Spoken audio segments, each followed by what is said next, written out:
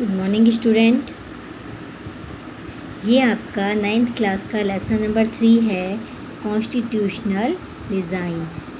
ठीक है, नाम क्या लेसन का? कॉन्स्टिट्यूशनल डिज़ाइन, यानी कि जो कॉन्स्टिट्यूशन होता है वो किस प्रकार से डिज़ाइन हुआ, ये बात आपको इस लेसन में एक्सप्लेन की गई है।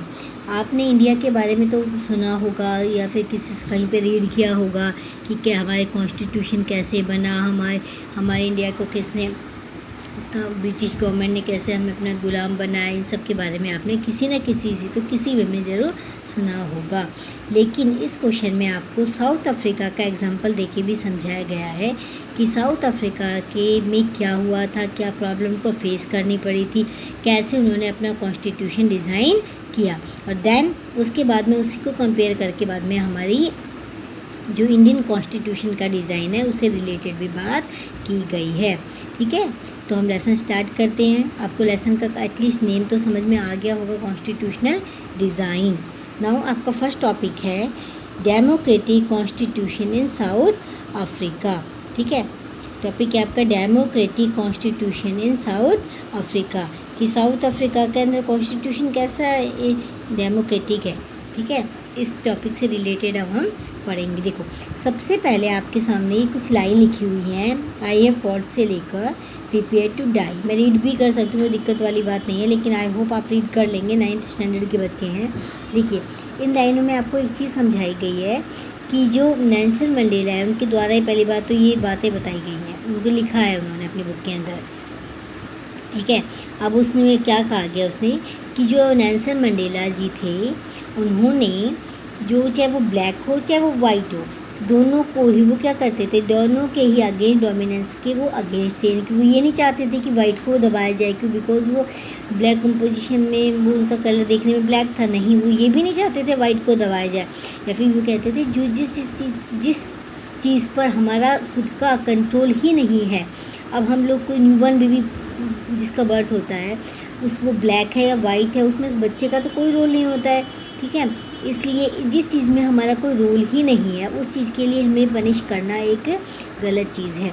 अगर आप अपना प्रॉपर वे में काम नहीं करते तो इसमें आपका रोल है, लेकिन अगर आपके फीचर्स, आपका कलर या और कोई प्रॉब्लम है तो इसके लिए आपको पनिश करना एक गलत चीज़ है।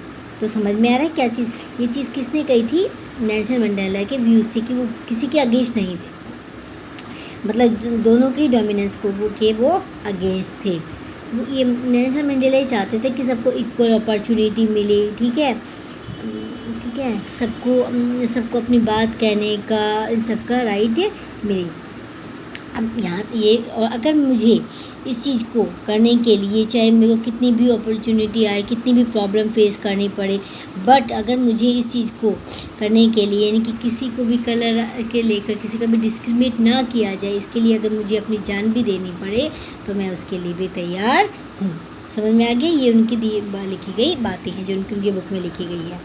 अब देखिए यहाँ से क्या लिखा गया है, बताया गया है कि जो नेल्सन मंडेला थे, ठीक है, उनको साउथ अफ्रीकन जो गवर्नमेंट है, ठीक है, उन्होंने उनको जेल में डाल दिया गया था और वहाँ पे उनकी जो आवाज़ है उसको दबाई गई थी।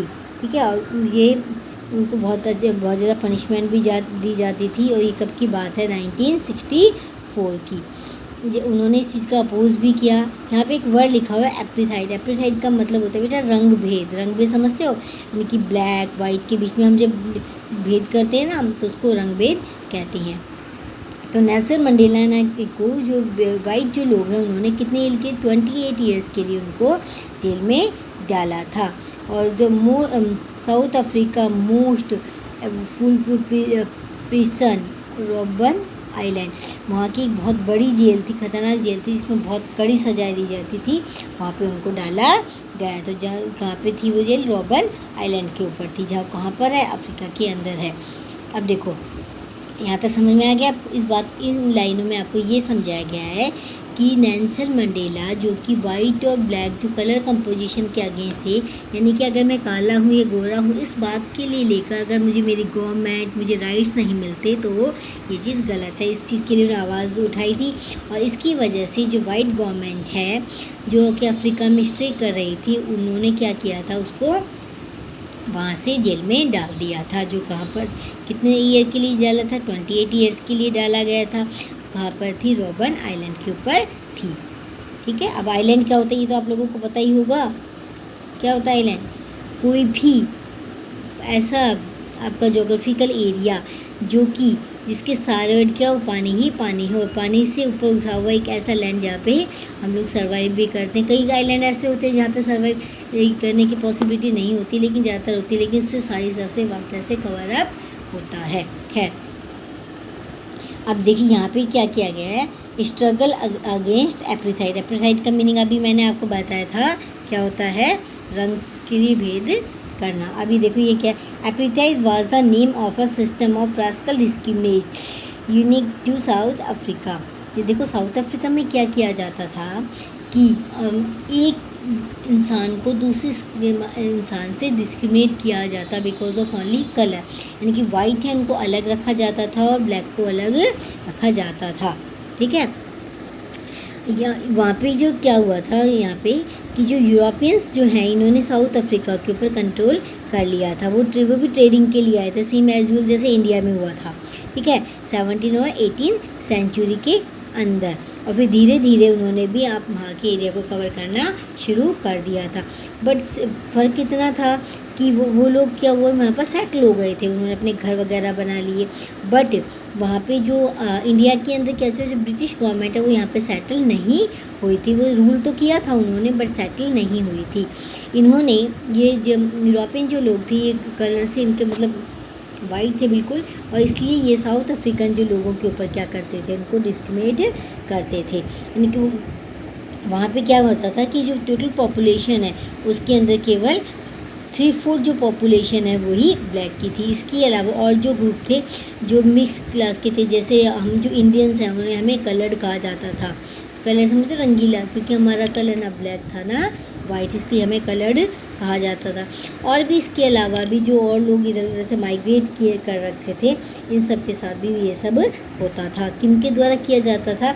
उन यूरोपियन वाइट लोगों के द्वारा किया जाता था।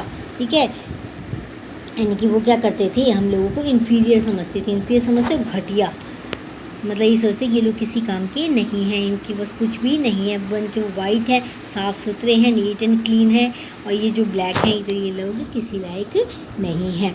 फिर ये क्या कह रहा है? यहाँ तक कि जो वाइट जो लोग हैं वो ये समझते थे कि जो लोग वाइट नहीं हैं उनको अपना वोट देने का राइट भी नहीं है। इसके साथ साथ ये बताया गया है, देखो apartheid system was particularly very hard for the black. की जो एपरीथाइट सिस्टम है इसमें क्या किया जाता था? ये बहुत हार्ड था। क्यों था? देखो इसके लिए आपको समझाने के लिए लाइनें बहुत सफिशेंट है कि जो वाइट जो लोग थे उन्होंने अपना एक कॉलोनी बनाई हुई थी, जिस कॉलोनी के अंदर ब्लैक जो लोग हैं या और जो कलर्ड लोग हैं उनको जाने की परमिशन तक नहीं थी। उनके स्कूल, हॉस्पिटल, उनके टॉयलेट, उनके पब्लिक किसी भी चीज़ को, लाइब्रेरी वगैरह किसी भी चीज़ को वो लोग यूज़ नहीं कर सकते थे। अगर उनको वहाँ पे एंट्री करने जाना होता, काम वगैरह करने जाता, उनको वहाँ पे क्या लेना पड़ता था? उनका परमिट लेना पड़ता था। ठीक है, समझ में आ गया? तो यहाँ पे ये क्या कह रहे हैं कि इसलिए वाइट और जो ब्लैक उनको आपस में अलग किया जाता था। किसकी? Because of only rascal discriminate किया जाता था। इस प्रोसेस को, सिस्टम को ही एपरीथाइट सिस्टम कहा जाता है। एपरीथाइट समझ में आ गया?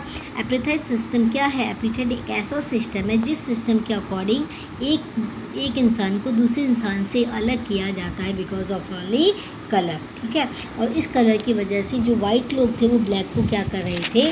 बहुत सारी प्रॉब्लम उनको फेस करवा रहे थे। उनको ना तो एजुकेशन का राइट था, ना इक्वल वोटिंग का राइट था, ना इक्वलिटी प्रोवाइड थी, ना उनके पास फ्रीडम था, इनके उनके पास तो लगा ये कहूँ तो कुछ भी नहीं था।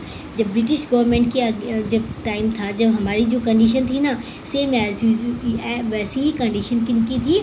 साउथ अफ्रीकन लोगों की भी थी, जब यूरोपियन लोगों ने उन्हें क्या किया था? अपना गुलाम बनाया था। समझ में आ रहा है?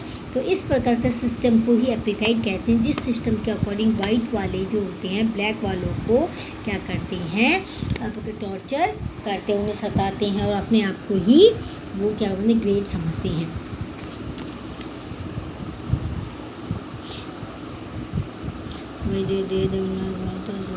यहाँ तक कि वो अपने लिए एसोसिएशन वगैरह भी बना नहीं सकते थे। उनको सताया जा रहा है, उनको प्रॉब्लम फेस हो रही है, लेकिन वो अपने लिए क्या बना, एसोसिएशन भी नहीं बना सकते थे। लेकिन 1950 के बाद में जो वाइट जो लोग हैं उन्होंने क्या किया, और इंडियन फॉट अगेंस्ट द एपरीथाइट, उन्होंने जो एपरीथाइट जो सिस्टम है उसके अगेंस्ट आवाज़ उठाई और उन्होंने एक एसोसिएशन लॉन्च की, अपनी स्ट्राइक्स वगैरह की आपस में, जिस एसोसिएशन का नाम क्या था, the African national Congress, ANC। इसका क्या नाम है, अफ्रीकन नेशनल कांग्रेस। किसका नाम है, जो साउथ अफ्रीकन लोगों ने 1950 के बाद में एक एसोसिएशन बनाई थी, किसके अगेंस्ट, एपरीथाइट सिस्टम के अकॉर्डिंग, जो यूरोपियन कंट्रीज़ के द्वारा किया जा रहा था।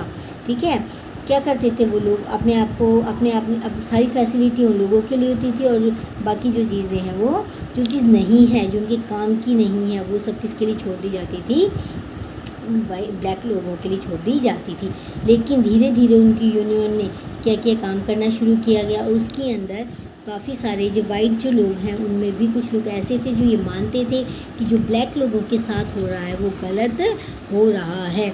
तो इस स्ट्रगल में उन्होंने भी अपना पार्टिसिपेशन दिया। काफ़ी सारे लोगों को वो सताते थे, परेशान करते थे, उनको बड़ी कड़ी से कड़ी पनिशमेंट दी जाती थी, यहाँ तक कि थाउजेंड्स जो लोग हैं उन्हें अपनी जान भी गंवानी पड़ी। तो इतना समझ में आ गया। यहाँ पे मेन क्या एपरीथाइट सिस्टम है, जो मैंने आपको बार बार समझा दी, एक ऐसा सिस्टम जिसके अकॉर्डिंग किसी भी कलर को दूसरे कलर से कम समझकर उसको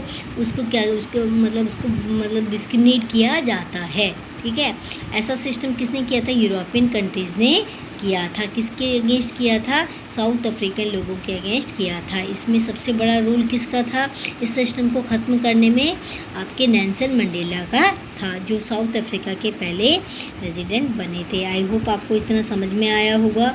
उसके बाद में आपका जो अगला टॉपिक है 2 बड़ा न्यू कॉन्स्टिट्यूशन, ये हम नेक्स्ट वीडियो में पढ़ेंगे। Thank you.